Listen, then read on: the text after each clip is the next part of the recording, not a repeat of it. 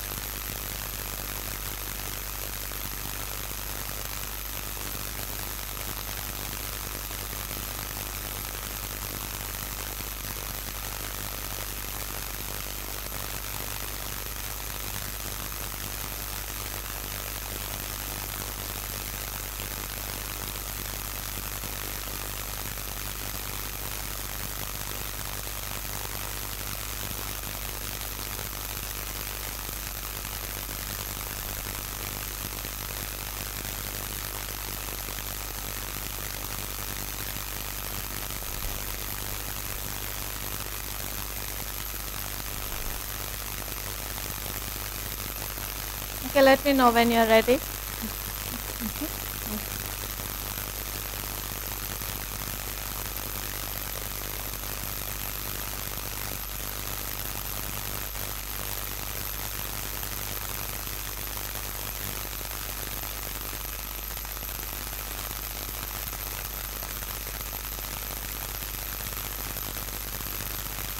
Okay, you want to tell us what you got out of it?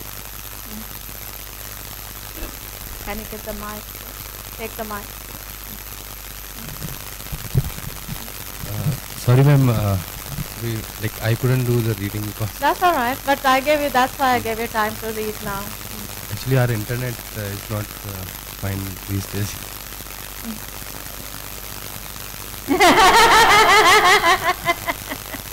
Really. We'll delete it. So the naive inductivism is something like when we see that, as it says, that to ensure that you are objective, there shouldn't be any bias of any kind, any nature. So this is what I got from. Why is it naive then?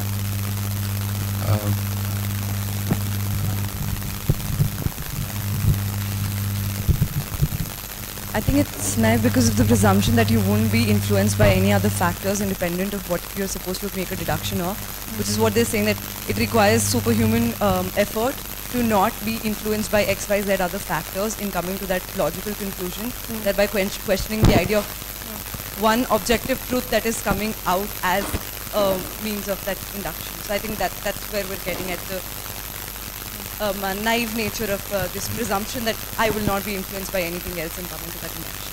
Okay. Anyone else wants to add to that? All of you have to be able to tell me what do you understand by this, because everything else depends on us understanding these two ideas.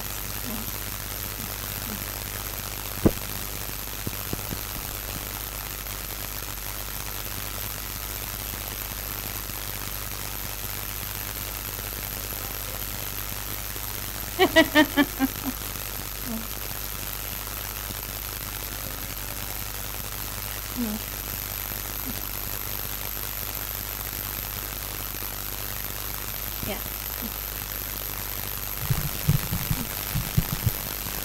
Ma'am, here it basically states the entire crux of a scientific method, wherein there is possibility, there is room for possibilities and investigation, rather than just stating that there is objective truth which has been reached without any prejudice, and that is it in period.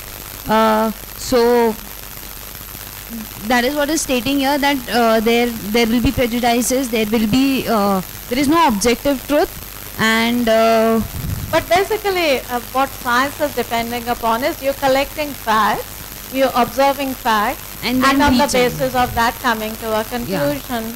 Yes, right? ma'am. Now, what's the problem with that? We said that that is what the claim of scientific method is, that it is relying on empiricism to reach conclusions which are subject to proof, etc. So where is the problem happening? I think Rahul is on.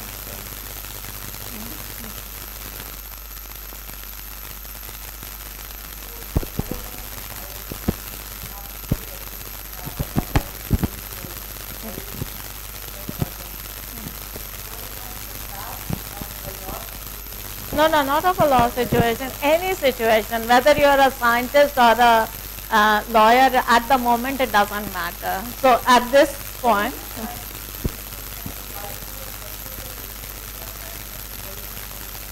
what is? Okay, say that again loudly so that everyone understands. They're looking at the facts to what is important in that situation.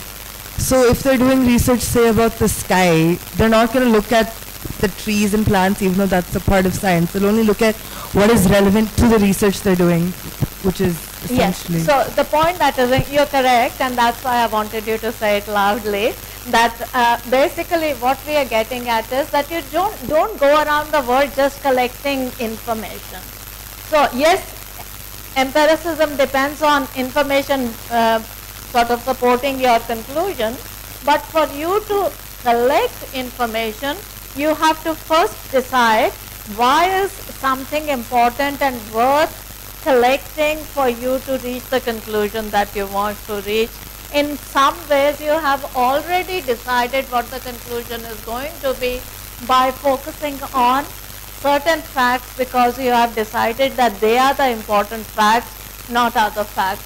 If I can translate it into what we were talking about 2 days ago, the idea of legal rights attaching to a legal subject, that as a human being I am entitled to certain rights, but what do we say?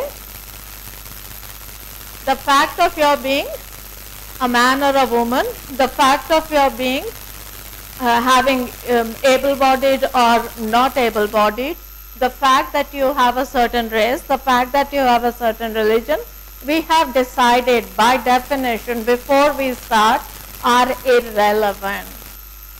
That's not empiricism, but that's kind of as close as I can get in that think about it, that you want to collect facts about anything. How would you go about doing that? You will not trawl through the world and say all these facts are taken into account. If it was possible to do that, that's what the point about superhuman mind is. If it was possible to collect all the information, what kind of a conclusion would you reach? I've got all this information. It is a little bit like, I think all of you would be aware of metadata collection in the US. Like anything anyone is saying over their telephones and other media is being recorded because it might be relevant. First of all, the amount of information that you have to process itself is going to be a problem. But you will have to process it by reference to some idea that I'm looking for this.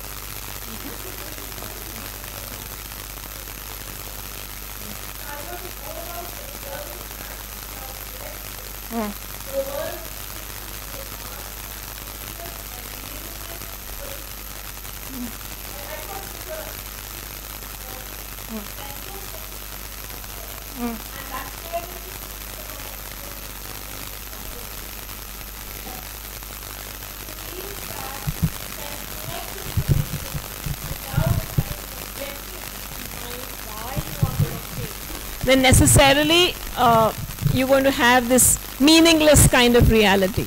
Like I really am sort of like, I'm totally mystified every time you travel as to the number of fingerprints which are being collected all over the place. What are you going to do with them?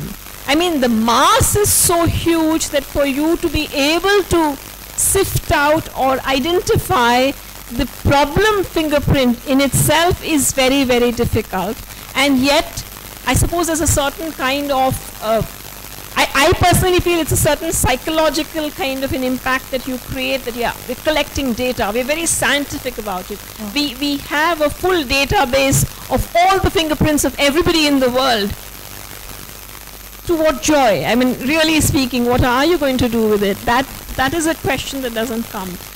I also was wondering, and I don't know, I mean, maybe I'm a little bit anticipating, but I thought it may be worthwhile on this whole business of, one is the theory dependence aspect, the other is, which is I think relevant as much for scientists, but definitely relevant for social scientists, as to, it's like if I'm sitting here and I'm looking at a class and Archana sitting there and looking at the class, are we both seeing the same thing, though we are both observing? In that the observer is not involved in observation, is an outsider, is a disconnected from what is being observed, that it is possible to do that. See, that's what happens when you make those statements. Mike will work? Okay. So basically then what is happening is Davis is challenging this idea that you can rely on scientific method to get you to the truth because it relies on empirical evidence. She is saying empirical evidence itself is value laden. So what you decide to collect, so why she is calling it naive inductivism is basically that you are naive to think that you can just collect information without having a agenda, so to speak, without having a already decided that this is what is relevant. So this is what then she says is theory dependence of observation.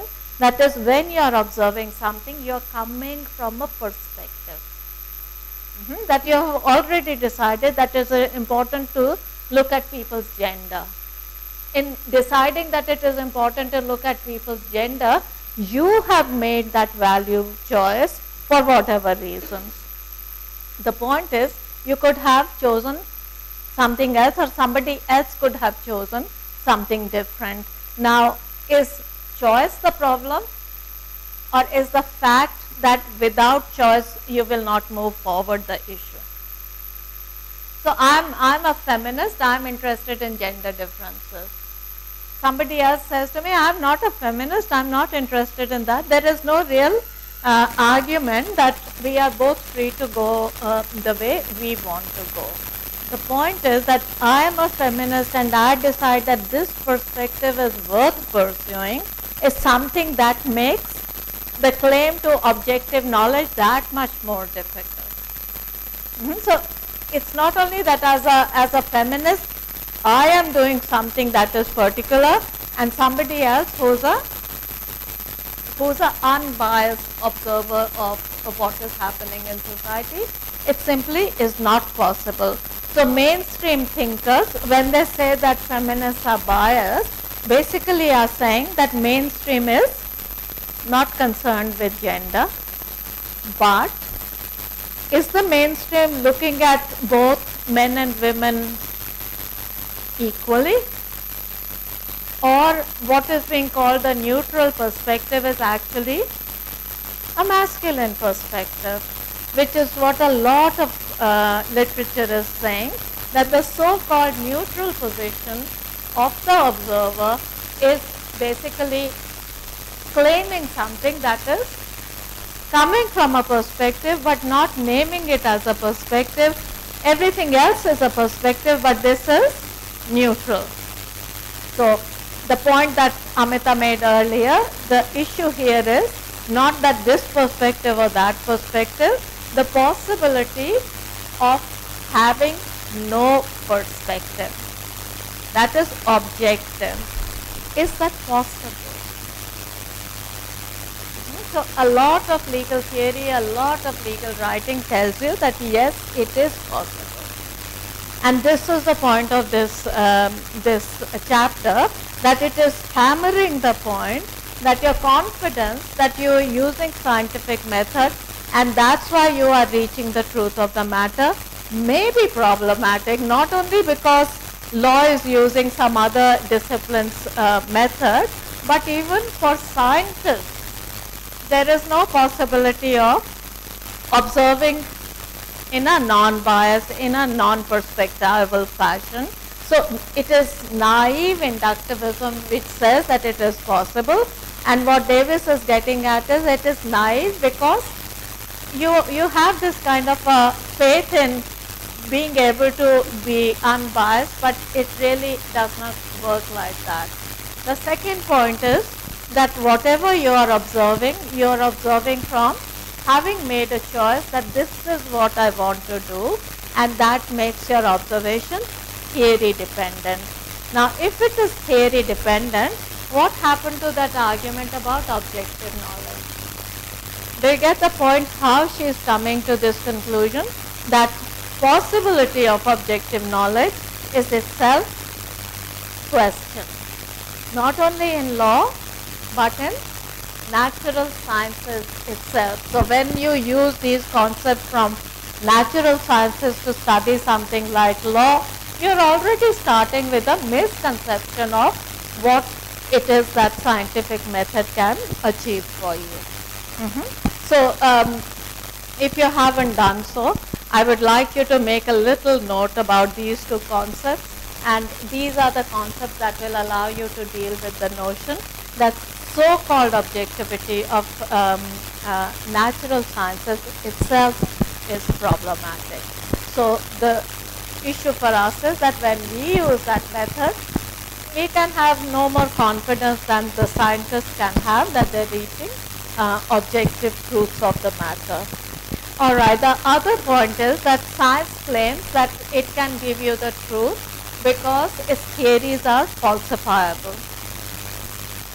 What do you understand by that? So basically what Davis's method is, he is saying, alright, science says it's objective, let's closely look at how objective it is. So the first point she has made is that facts are simply not value neutral information gathering. Values are implied in what we consider to be relevant facts. So that basically shoots down the idea that the conclusions you will reach will be objective conclusions or objective truth. Second point she is making is that it is problematic to rely on this notion that scientific method is reaching the truth. Why? I'll come to in a minute, but she is saying scientists claim that it is possible to reach the truth through science because scientific theories are falsifiable. What do you understand her to be saying that?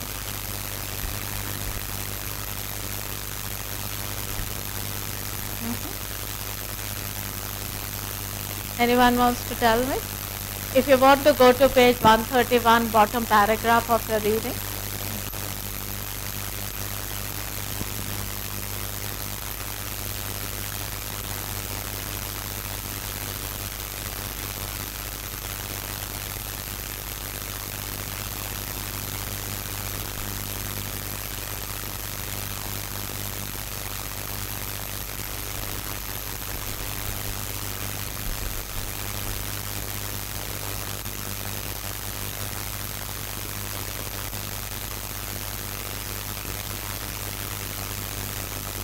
You know what I find extremely fascinating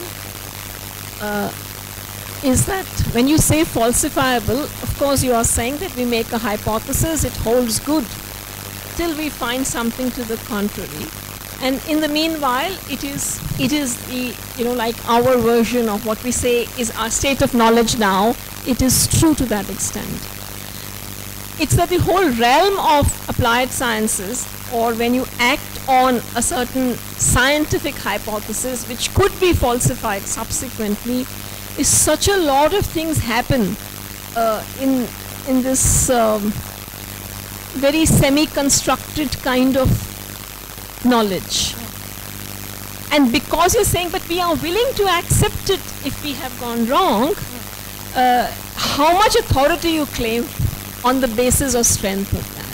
So the point is that the difference, and she makes this point on page 132, top paragraph is, so the claim of science that Amita is telling you is that you can trust us that we are open to correction. So it's unlike knowledge coming from a higher source, coming from God, coming from religion, etc. That requires you to put your faith in what somebody else is saying. But putting faith in something is different than using your intellect, using your rational faculty to decide whether I want to trust it or not.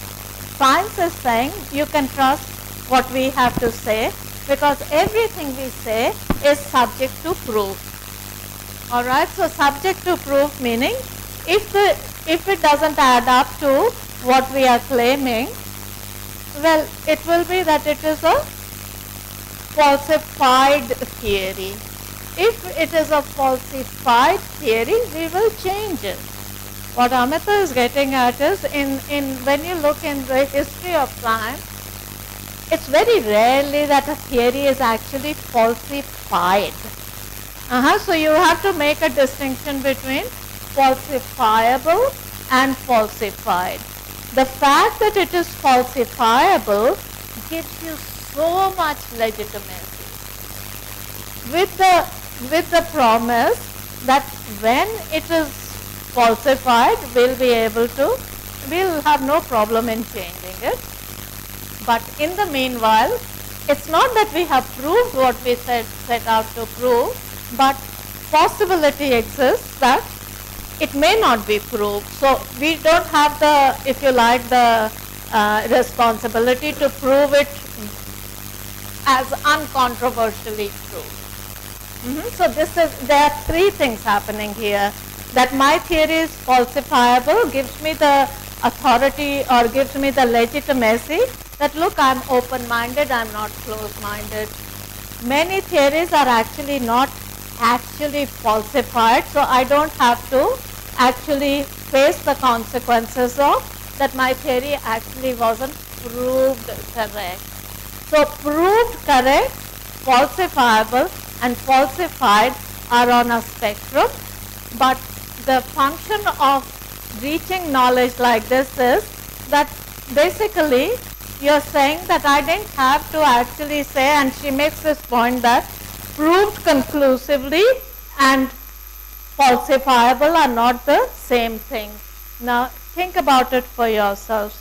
Proved conclusively and falsifiable, what is the difference between the two phrases?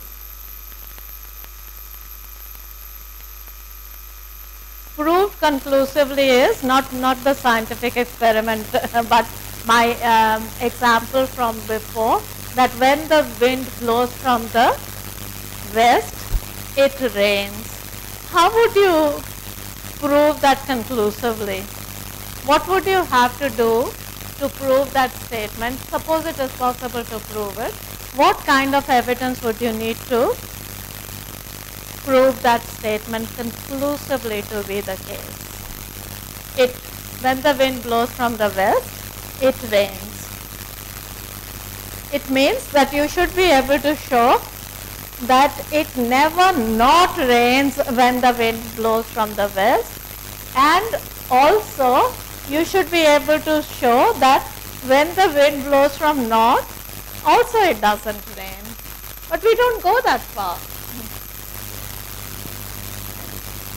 Absolutely, not only a construction of a sentence, but implied meaning of it.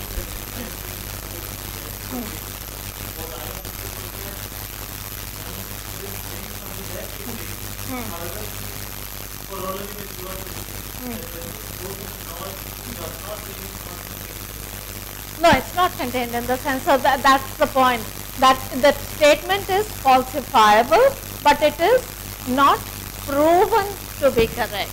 Okay, you follow. Now, I'm saying to you. Yes. Okay, if I say to be a true statement, only when the wind blows from the west, it rains. What kind of proof will I need to prove that conclusively?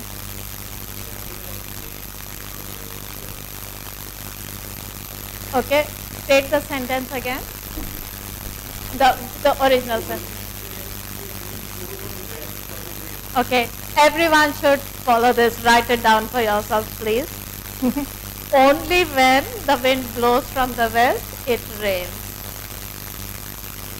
This is a falsifiable theory. That is, we are open to the possibility that it may not be true.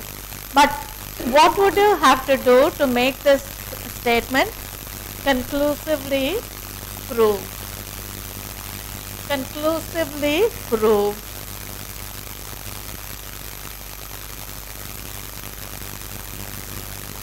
Huh? It requires two proofs. Okay, tell me which one.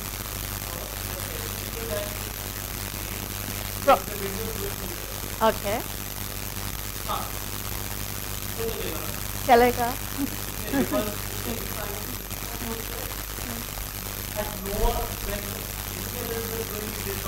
Yes.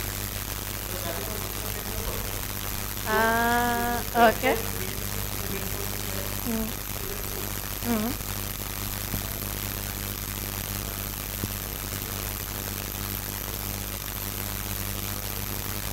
No.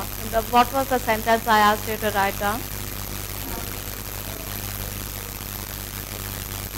No, that was not the. Only when. So that is why I asked you to write it down, because we forget what the statement was. Only when it rains, the wind blows from the west, it rains. It means that if it blows from north and south and all, we already have covered that. Every time the wind blows from the west, it rains? No? So then what is the conclusion we have reached, the connection between westerly wind and rain? For the rain to occur, the rain and the wind has to blow from the west. Everyone is happy with that? Happy with that? But the wind is from the west. But it hasn't rained. Okay, do you get the point that you have to modify that statement 1,000 times? Even then you will not reach an absolute statement that this is what it is. And this is the point that is being made, that conclusively proved is an entirely different thing than falsifiable. This statement is easily falsifiable by showing that sometimes it rained when the wind was flowing from the north. But it is not the same to say that it is conclusively proved. The point Davis is making is that scientific truth is based upon this claim that we are open to revision, we are based upon empirical truth because our theories are falsifiable, not that they are conclusively proved. As lawyers, you should be able to grasp the point that the standard of proof that you are using, they are two very different standards. And the point here is that the legitimacy that science gains by saying that its theories are falsifiable is not the same thing as saying that historically when scientific theories are falsified, that is, we actually find proof that proves that this wasn't the case, then scientific development happens. This is what Kuhn is saying, that scientific developments happen not by previous theories being falsified and abandoned and new theories put in place, but by paradigm shifts. So he is a historian of science or philosopher of science, and he is basically saying if you look at how science has developed, it has developed by paradigm shifts. What he is getting at by this notion of paradigm shifts is basically challenging first the idea that scientific development happens through theories being falsified and replaced. So taking away that legitimacy factor of falsifiable theories. And the second point is paradigm shifts happen when enough of us come together and say, no, this doesn't need doing, that needs doing. And who is enough of us? Also, influential scientific thinkers at any given time. So you should have bells ringing in your head about Hart's rule of recognition. What did Hart say? What is law? Is tested by reference to the rule of recognition. What is the rule of recognition? When enough of us think that this is the rule of recognition, what is happening in science? When enough of us think, enough of us meaning not you and me, the influential people, the vice chancellors and that ilk, that when they think that something needs doing differently, we do it differently. So what is being said here is that your institutional power plays a very important role in deciding what needs to be pursued. What scientific inquiries need to happen, are worth doing, are worth funding, are worth basically putting your time and effort into. Do you get the point? That if we accept each one of these steps, the notion that scientific knowledge is objective knowledge is looking very, very shaky. If that is the case, what does the law get out of calling itself a science? It's a very good exercise in how to write an essay. I like Davis's book for that reason also, that if we pay close attention to how she builds her argument, then you get the point that how important it is to have connections in your, like what you were saying, there is X follows Y follows Z, etc.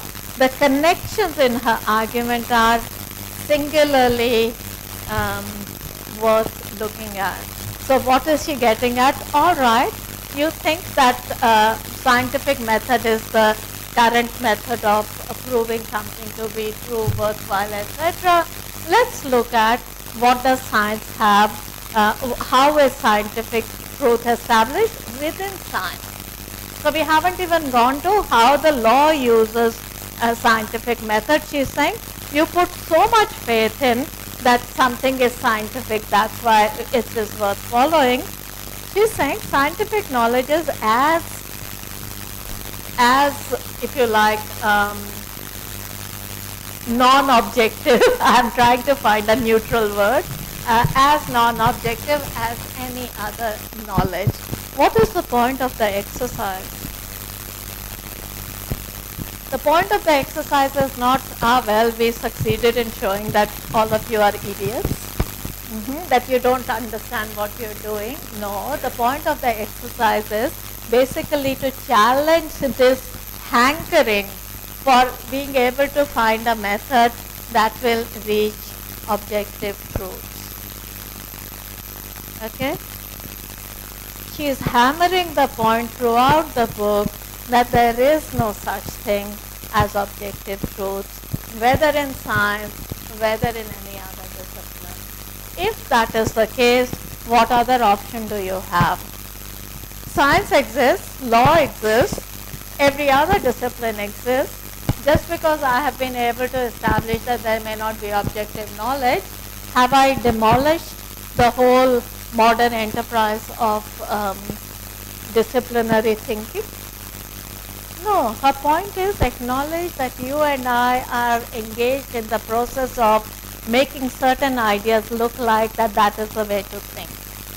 But because we are in the process of making certain ideas more acceptable than another, it is our responsibility to be very, very careful that the ideas that we are endorsing do not actually lead to bad consequences. If they do lead to unsatisfactory consequences, I cannot blame everyone else. I have to take responsibility because I am the one who's in the business of accepting certain ideas rather than challenging those ideas. Do you see how empowering a view of knowledge that is? I do not have to follow an Austin or a Dworkin or a Kelsen because they happen to be these huge names. It's also a very scary view. Why? Because I have to take responsibility. Why not? What's wrong with that? You take responsibility for yourself in everything else. But it's kind of easy, no? Like it's like, all right, if I marry the guy my parents chose, then I can blame my parents for it for the rest of my life. So, I mean, see, what I'm trying to sort of some way say is that the reason why this gets institutionalized is like to stand up for your own thought and to kind of challenge a whole established system is a scary proposition. because we are so, I'm agreeing with you. Yeah, it is a scary proposition, and I mean, it's like, it's true, it is empowering at one level, but it's also about the fact of then that I raise my hand, I stand up for what I say. See, in as you were talking about, I just wanted to quickly, you know, like amongst, there was this major chemist guy. I mean, he was not a chemist, he was an expert in chemistry. And he was also a medical doctor who kind of found out that if like a large number of women died in childbirth because of the fact that you did not wash your hands before you sort of operated. And he was asking for people to, you know, like use any kind of a sanitizer and then kind of operate and put this out as a medical practice. And they said, you mean to say that, like, you know, we have dirty hands. You're asking us to observe this particular protocol. The discovery he made there was a valid, you know, discovery. It demonstrated that if you wash hands, you actually had childbirth, women dying in childbirth dropping down.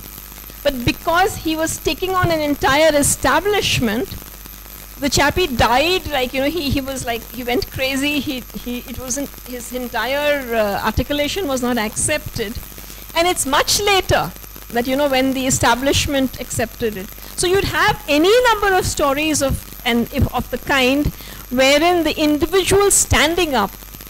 It was a point which Khushbu was making yesterday, that you're damned both ways. You know, you're damned if you follow that Nazi regime, and then you're damned subsequently for why did you follow it. I mean, if you didn't follow, you're damned, and if you followed, you're damned. So I suppose amongst the anxieties one has is I can't trust science, I can't trust law, I can't trust religion, I can't trust culture. What am I to do?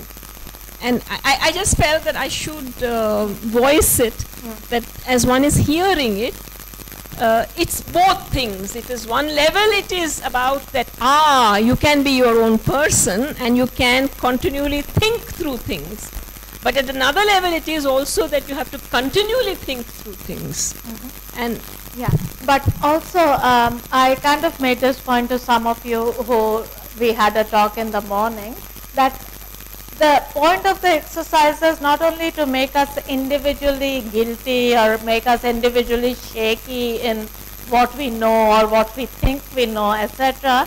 The wider point is, and that's what the title of the course is, that think about it, that if this understanding of legal knowledge was the dominant understanding of legal knowledge, then only few of us didn't have to do it. It was done across the board. Can you imagine us having a different kind of a legal system, a different kind of society, where we would not hide behind these ideas that here is authoritative knowledge, what have I got to do with it? If you tell me that law is, something is law because it is made, it comes from the right source, then my hands are tied. I have nothing to do with it. At least what you can take from this course is that yes, your hands are still tied, but at least you're feeling slightly uncomfortable that there is another way of thinking. Tomorrow when you go out and become legal professionals or become legal teachers or are just normal citizens, nothing to do with law, you still have this conception of that I participate in validating ways of thinking, and that is what is important.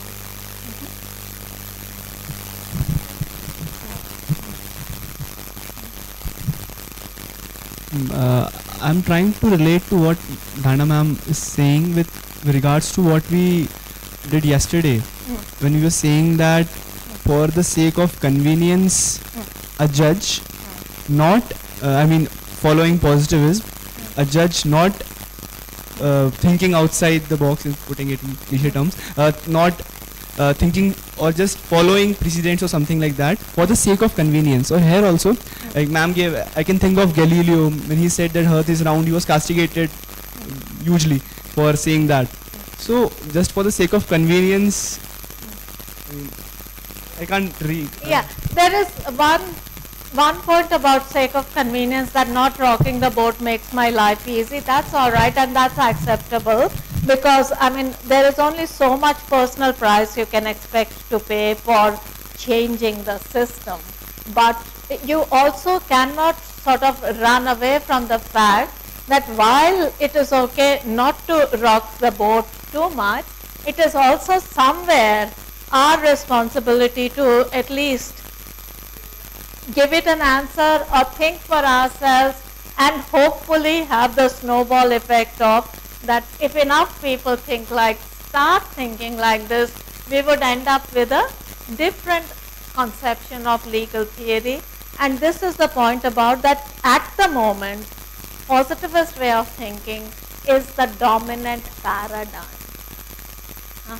It does not make it correct, it does not make it necessarily the only way of thinking. If that idea can be shaken sufficiently, then openings happen. But if that idea is never challenged, that you never have to grapple with the possibility that this may not be the only way of thinking, then things continue. Right? So I take your point that it is not my personal crusade. It is mine, but I can afford to do it at this stage of my life. For you, I absolutely acknowledge that you will have to toe the line to a certain extent. But also you are empowered to at least start articulating that there are other ways of doing things.